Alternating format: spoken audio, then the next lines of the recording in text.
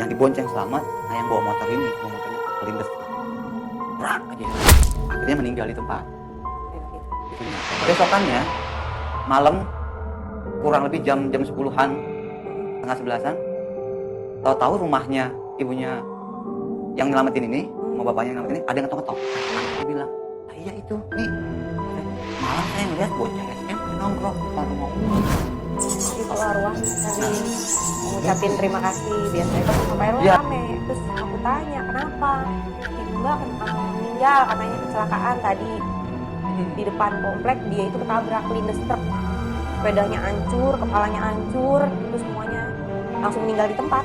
Itu jalan dari sebelum azan maghrib, dari sebelum azan tuh dia udah jalan. Seremnya gini, dia aku ngeliat ada sosoknya dia, benar-benar sosoknya dia di pojokan itu, dia lagi nangis ngeliatin jenazahnya dia, jasadnya dia. Assalamualaikum warahmatullahi wabarakatuh. Kembali lagi di channel Gen 263 di mana kita akan menceritakan kisah misteri yang tidak masuk di logika tapi nyata. sama gue Wingo Tembok. Dan aku Sanas, Mau nyebrang dapat berkat. berangkat.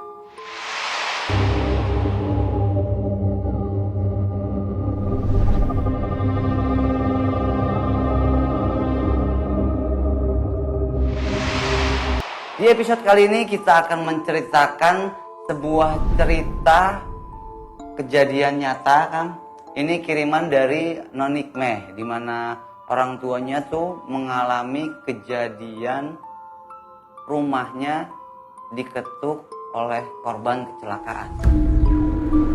Jadi dia bercerita awalnya dia lagi di dekat rumah di pinggir jalan raya. Terus ada dari kejauhan dia ngeliat anak SMP naik motor berdua boncengan, terus ya namanya anak bocah, gak ngerti jalan raya, mungkin ya dia bercanda-canda ceritanya. Nah ketika lagi bercanda-canda di motor, di depannya ada truk, truk isinya tuh muatannya beling-beling katanya, beling kaca lah. Terus nah anak SMP ini mau coba nyalip truknya. Ketika dia paksain nyalip, ternyata dari depan ada motor lain. Dia kaget, goyang, kesenggol. Nah terpental nih yang bawa motor sama motornya ke bawah truk. Terus Yang dibonceng pental ke arah sana. Yang dibonceng selamat, nah yang bawa motor ini sama motornya kelindes. Brak aja, udah langsung truknya berhenti, warga langsung rame kan, astagfirullahaladzim. Nah kelindes truk, nah korbannya ini yang bawa motor si SMP masih gejet-gejet katanya, kalau kata ya mungkin sakaratul maut ya, darah udah di mana-mana, udah gejet-gejet, tapi memang warga nggak berani nolong, karena kan memang nggak sembarangan kan kalau nolongin korban kecelakaan itu. Takutnya dia salah ngangkat, salah apa, malah jadinya fatal. Emang gak boleh sembarangan juga. Terus juga nanti kalau misalnya kebanyakan kalau warga kayak gitu, takutnya malah dijadiin saksi dan ribet. Biasanya ada juga yang ribet, malas kayak gitu. Sampai akhirnya ditelepon ambulan, cuma kan nggak mungkin langsung datang kan ambulan kan. Nah akhirnya meninggal di tempat. Itunya korbannya. Anak SMP. karena kelindes ya lang. Kelindes, pecah, terus nggak ada yang berani ngangkat itu korbannya. Jadi sebanyak itu yang nontonin itu nggak ada yang berani ngangkat, yang ngelihat kejadian kecelakaan itu. Nah suaminya ibunya Nikmah ini akhirnya yang berani ngangkat. Nolongin. Iya, digotong. Nah tangannya tuh katanya udah ngampleh, udah putus kayaknya sih. Udah ngampleh, udah itu darah udah kemana-mana, udah diangkat, dibawa ke rumah sakit. Setelah itu besokannya malam kurang lebih jam 10-an, setengah 11-an, tahu-tahu rumahnya ibunya yang nyelamatin ini, sama bapaknya yang nyelamatin ini, ada yang ngetok-ngetok. malam 3 kali diketok, tok tok, tok tok, didiemin. Orang udah malam kan, tok lagi pas ketiganya biarin dah. Kalau emang penting banget pasti dia ngetok lagi gitu. Mungkin udah ngantuk kali ya, dia nggak mau, males gerak. Ternyata nggak ngetok lagi.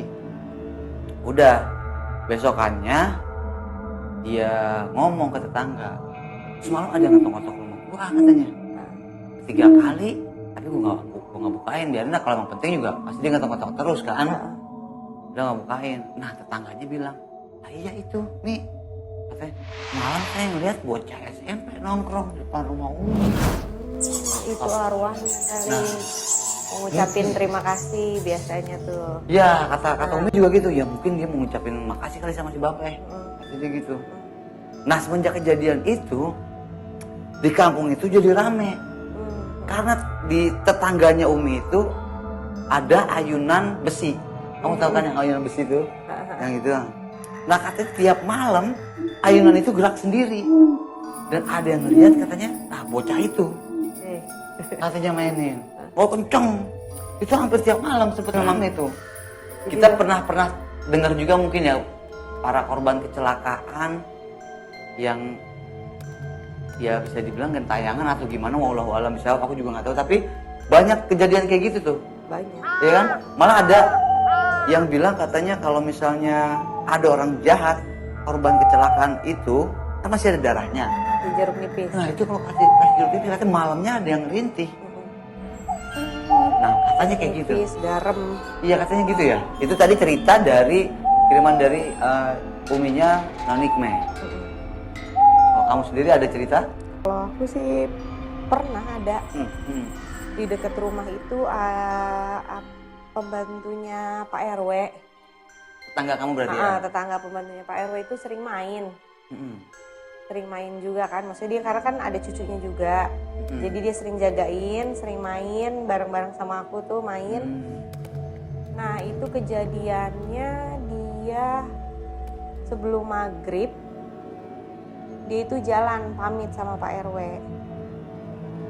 Jalan pamit sama Pak RW, katanya mau beli sesuatu ke depan, ke Alfa, depan komplek. Itu sebelum maghrib dia jalan. Nah, tapi pas azan maghrib ada yang ketok pintu. Itu siapa? Rumah kamu? Ada yang ketok pintu, terus dia samperin aku. Mbaknya itu samperin aku, aku gini, kenapa mbak? Aku bilang kayak gitu, aku mau ke ini, mau ke Alfamart katanya gitu, mau ke Alfa katanya gitu kan, mau ke Alfa.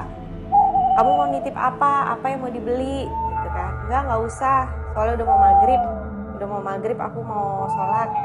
Nggak sholat, aku bilang kayak gitu. Biasanya kan kita bareng-bareng tuh ke musola, biasa sambil nungguin sampai Isya tuh kita di musola. Enggak, udah cepetan mau apa, kata dia kayak gitu. Enggak usah mbak, soalnya aku udah mau pergi, kata gitu dia bilang. Oh mbaknya itu? Katanya dia udah mau pergi gitu. Terus udah aku bilang, udah aku nggak beli apa-apa.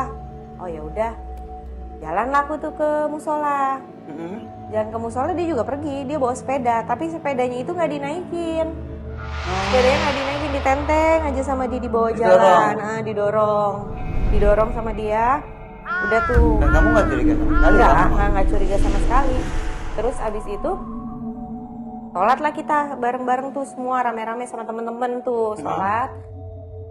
Habis Isya selesai itu kita pulang. Nah, lewat rumah Pak RW rame. Lewat rumah Pak RW rame. Terus aku tanya kenapa? Si Mbak meninggal katanya kecelakaan tadi. Di depan komplek dia itu ketabrak lindes truk. Sepedanya hancur, kepalanya hancur, itu semuanya langsung meninggal di tempat. Dan dia udah nggak dibawa ke rumah sakit lagi, udah langsung dibawa pulang ke rumah. Ke rumah Pak RW. Nah, terus aku bilang gini, tadi si Mbak ke rumah. Tapi pas azan maghrib. Kamu bilang gitu? Pas azan maghrib itu dia datang ke rumah. Aku bilang, orang dia nanya kok, dia mau beliin aku itu, dia tanya kamu mau beli apa gitu kan. Aku bilang enggak, aku nggak mau beli apa-apa, orang aku mau ke musola gitu kan, mau ke musola, mau sholat. Oh ya udah kalau gitu aku mau pergi. Dia bilangnya kayak gitu kan. Aku bilang tuh sama Pak RW, loh dia itu jalan dari sebelum azan maghrib, kata dia kayak gitu. Dari sebelum azan tuh dia udah jalan. Nah kejadiannya dia kecelakaan itu memang pas azan maghrib. Sementara dia ke kamu Pas azan maghrib. Nah itu aku langsung kaget, lah ini tadi dia ke rumah pas azan maghrib. Aku bilang kayak gitu. Jarak dari rumah kamu ke jalan raya jauh. Lumayan. Kejadian dia ketabrak. Lumayan jauh. Berarti nggak mungkin kan kalau misalnya dia azan maghrib di sini jalan sama sana, nggak mungkin itu. Nggak mungkin. Dan akhirnya aku masuk lah itu kan, masuk ke dalam itu jenazahnya udah dibawa. Jenazahnya udah dibawa di situ, udah ada. Kan karena memang pas kejadian udah langsung, karena dia pembantunya Pak RW, jadi orang banyak yang tahu kan, banyak yang kenal kan. Akhirnya ya udah dibawa pulang ke rumah Pak RW, udah aku langsung lihat si mbaknya itu udah ditidurin di lantai kan, nah dialasin. Nah, tapi seremnya gini, aku ngelihat ada sosoknya dia, bener-bener sosoknya dia di pojokan itu, dia lagi nangis ngeliatin jenazahnya dia, jasadnya dia gitu. Jadi bener-bener dia ada, kamu ngelihat sosok dia? Ada dia lagi nangis ngeliatin jasadnya dia sendiri. Dan berarti yang ke tempat kamu tadi itu udah Nah itu ruhnya bisa jadi ruhnya. karena memang mungkin kamu deket juga ya. Sering main kan, karena dia sering jagain cucunya Pak RW kan, mas pantaran sama aku kan. Ya itu dia di situ. Tapi maksudnya kamu tuh nggak melihat ada yang aneh ketika dia ke situ pas maghrib? Enggak. Tapi memang pas dari situ langsung mikir, dia ngomong, soalnya aku udah mau pergi. Nah di situ tuh langsung aku inget pas aku ngeliat jasadnya dia, rohnya dia itu tuh yang dia nangis itu di pojokan, aku bilang, apa jangan-jangan dia bilang tadi dia mau pergi itu ya karena nandain gitu. Biasanya ketika kejadian udah ini baru kita sadar, oh iya. Yang terakhir atau gimana kali ya? Tapi aku nggak berani ngomong ke yang lain karena kan takutnya pada takut ya kan. Itu kejadiannya kan malam kan, dan jenazahnya pun nginep karena kan udah malam. Jadi itu sampai malam itu. Dan malam juga ternyata ada yang denger orang nangis aja itu.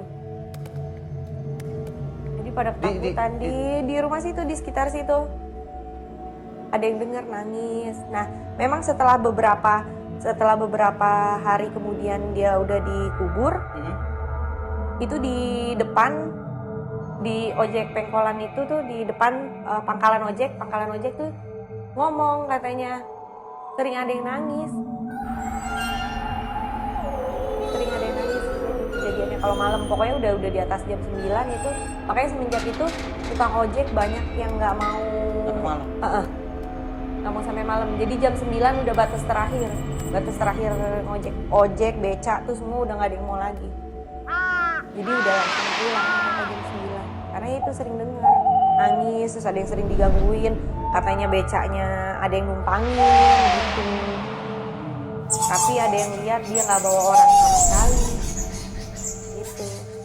Karena meninggalnya nggak wajar kan? Iya, biasanya memang ya banyak yang meninggalnya karena dibunuh atau kecelakaan. Itu banyak kejadian-kejadian yang ya kadang nggak masuk di logika ya. Benar. Terus kamu cerita ke Pak RW-nya gak kejadian itu ketika ya kamu ngelihat sosok itu? Enggak. Kalau ngelihat sosoknya ngomong setelah beberapa hari kemudian aku bilang. Berapa lama? Dan memang banyak yang bilang juga kan, ada yang nangis gitu kan, yang pas ada beberapa orang juga bilang ada yang nangis pas malam kejadian itu. Apalagi wallahu a'lam bishawab, karena memang ini terjadi nyata kejadiannya. Dan yang sebelumnya diceritain sama orang tuanya Nikmah juga itu korban kecelakaan. Dan kebetulan tetangga langsung ngalamin kecelakaan juga. Dan kalau yang aku dengar ya, itu yang juga sempat rame tuh kalau bicara masalah kecelakaan ya. Itu yang tragedi Bintaro. Itu juga. Terus ada lagi yang korban 98 kerusuhan. Itu juga aku dengar cerita tuh, kan rumah mbah aku tuh kan di daerah Bonsingkong ya. Bonsingkong Klender. Nah itu ketika 98 kerusuhan itu mall namanya Jogja itu dibakar. Jadi banyak banget orang yang mati di situ. Nah itu banyak kejadian-kejadian misteri juga tuh, karena matinya nggak wajar kan. Nah yang waktu itu kan kita juga pernah tuh ke Jogja. Iya. Kamu ngajak aku, terus aku bilang nih banyak yang liatin di sini. Terus si Awin kan juga kan Iya. nangis aja kan, nggak mau lama-lama di situ, minta Iya. pulang. Iya. Karena memang banyak yang liatin tuh, banyak banget di situ. Banyak orang yang benar-benar